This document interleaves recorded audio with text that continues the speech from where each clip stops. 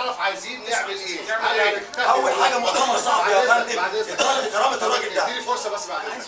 هل هنكتفي بمؤتمر صحفي ونتعارف احنا ونتكلم مع بعضنا؟ انا الموضوع دوت مش هينفع حاجه، احنا لازم نصعد الامور، لينا حق والحق لازم ناخده، اذا كان في موضوع رد لينا لازم نقف نوقفه جامده، لازم نظهر الحق. انا بحيي الاخت ديت اللي هي جت من المنيا وجت تقول كلمه حق، وانا جاي النهارده علشان اقول كلمه حق. والله ثلاثه والله ثلاثه، انا لو ثبت للاستاذ احمد فضالي هو مشترك او ليه شراكه، انا اول واحد اديله ظهري، بل انا اكثر واحد احبه.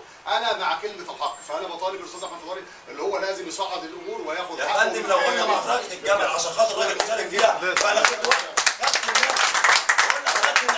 يا فندم انا كنت موجود يا فندم، انا واخد 8 غرز يا فندم في معركه الجمل، واخد طلقه ناريه يا فندم، طلقه منطقيه في معركه الجمل، فازاي انا هروح في معركه الجمل مع واحد كان بيحارب في معركه الجمل الاخوان المسلمين وهو كان مستضيفنا هناك؟ العمليه محسوبه، العمليه كل واحد محسوبه تكسب. يا جماعه اول حاجه يتعمل مؤتمر صحفي يترد كرامه الراجل ده. ازاي مؤتمر صحفي يتكلم فيه كلنا بالظبط وكل الموجودين؟ انا معايا 12000 رقم تليفون، اتجمعوا الناس اللي كانت حاضره وكانت موجوده من اول سقوط نظام مبارك لحد النهارده، كان بيجمعنا في مقر الحزب، لا ليها مصلحه ولا ليها شيء ولا ليها اي سنجز، ماليش اي مصلحه من حد وات ايفر. اول حاجه مؤتمر صحفي عشان كل حاجه النقط تتحط فوق الحروف ارتجاز، كل حاجه تتحط، الخطوط العريضه كلها تتحط على خط مستقيم. تاني حاجه حضرتك كنا مصورين الفيديو واحنا اليوم الاحتفال بيه وصور فيه صور فوتوغرافيه ونزلت على الفيسبوك. تالت حاجه حضرتك المفروض تعملها، الحاجات دي كلها لازم تظهر. تالت حاجه حضرتك الحزب، انا كواحد بره الحزب عامه، الحزب لازم يتفاعل، كل اللي بيحب الحزب ده يتفاعل معاه. خامسا حضرتك ودي اخر حاجه، كل الشباب اللي كانت موجوده المفروض تكون موجوده ساعه المؤتمر، مش اعتصام ولا انا مش قصدي سلبيات، مش قصدي اي حاجه سلبيه، بس على الاقل يكون في شكل ومنظر قدام وكريم قدام الناس كلها. لا بس كرر الكلمه دي تاني عشان ما تنساش، معلش كررها الجمله الاخيره الخامسه دي عشان ما تنساش. خامسا يكون كل الشباب اللي اجتمعت في نادي شباب الاخوان المسلمين اللي هي كان حضرتك معايا في معركه الجمل، تيجي حضرتك متوليه شباب امهات الشهداء اللي كانت موجوده قبل كده، كل الكلام ده.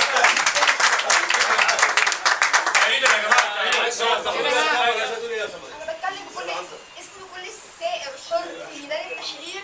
احنا مش منتمين لاي فصيل، احنا شباب مستقلين. احنا جينا مع المستشار احمد فضالي، كان معانا من بدايه من الثوره وكان معانا وبيشجع الثوار. احنا بنتكلم دلوقتي بدايه اي نجاح او اي نجاح اي انسان عايز يعمل اي حاجه البلد فيها الفقير. في ناس بتحاول تنفق في النار ليها مصالح خاصه. احنا موجودين مع المستشار احمد فضالي ان هو واقف معانا ويشجعنا اكتر ان احنا نحارب الفساد. مستشار احمد فضالي مقرر اللجنه التشريعيه في الوفاق القومي في مجلس الشعب، انا احد الاعضاء. اتكلمنا في توصيات كثيره جدا ان احنا بنحارب الفساد، بدايه بدون ذكر اسماء او هنذكر اسماء نجيب ساويرس. احنا في قضايا كثيره جدا ماسكينها عليه. اهم حاجه هو المستشار احمد فضالي ان هو بيتكلم في نطاق يعني ما بيتحفظش، بيتكلم الغلط او صاحب الغلط بيتكلم في وشه هو غلط، ما عندوش تحفظات عليه. لو المستشار احمد فضالي عليه اي شبهه او حاسس ان في اي حاجه باك جراوند وراه ما كانش هيتكلم، هيزوق الكلام وكان هيعمل تحفظ. انما هو بيتكلم بيقول لكل واحد غلطان او اي حد مسيء في وشه وهو غلطان، فعشان كده هو بيتحارب. احنا معاه قلبا وقالبا واحنا مش هنسيب المستشار احمد فضالي. احنا باسم كل السائر حق، كل اسم شاب في ميدان التحرير مستقل عايز مصلحه البلد ملوش اي اتجاه خاص، احنا مع المستشار احمد فضالي قلبا وقالبا. محافظين موقعة الجمل كان موجود يومها، اللي كانوا محافظين على موقعة الجمل كانوا نايمين في بيوتهم ومش واقفين في وسط الثوار. اللي محافظين على موقعة الجمل كان موجود في الميدان. لو كان موجود في الميدان بالعكس احنا مستمرين. يا جماعه اول حاجه الفيديو لازم يظهر، الفيديو اللي احنا كنا موجودين فيه احنا كلنا ساعه الدي جي، الفيديو ده لازم يظهر. نجيب ساويرس وهو بيبكي 3 دقائق و40 ثانيه، بيبكي على سقوط مبارك، يبكي على سقوط مبارك. يا ريت استسمحكم تدوروا عليه وهتشوفوه. الاسواني والفريق احمد شفيق وهو وسويرس نجيب ساويرس يبكي، نجيب ساويرس وهو بيبكي 3 دقائق و40 ثانيه. والمذيع يا جماعه سيد علي بيقول له دموعك غاليه علينا يا باشمهندس، واي حد دموعك غاليه علينا، يبكي على مبارك 3 دقائق و40 ثانيه. يا ريت يا جماعه تسمعوا تفتحوا يا جماعه نسمع ايه دورهم؟ ايه دور يا جدعان؟ انا عايز افهم حاجه. ايوه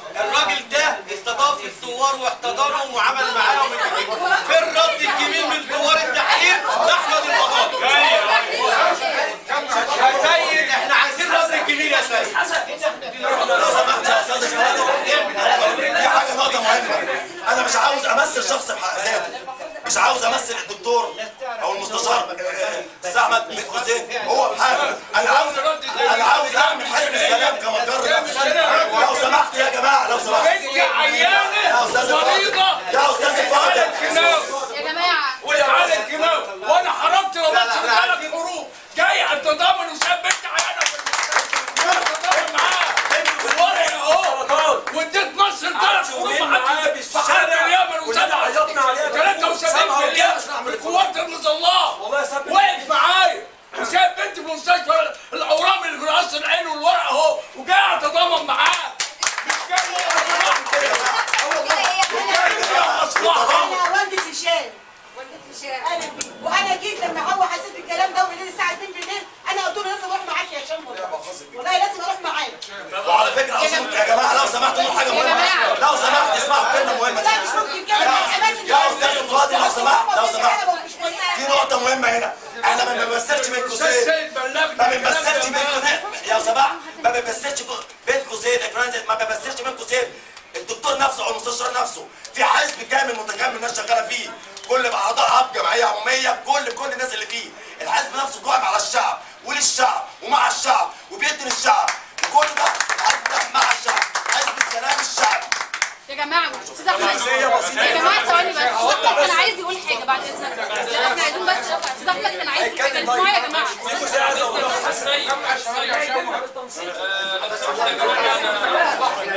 يا جماعه بعد اذنكم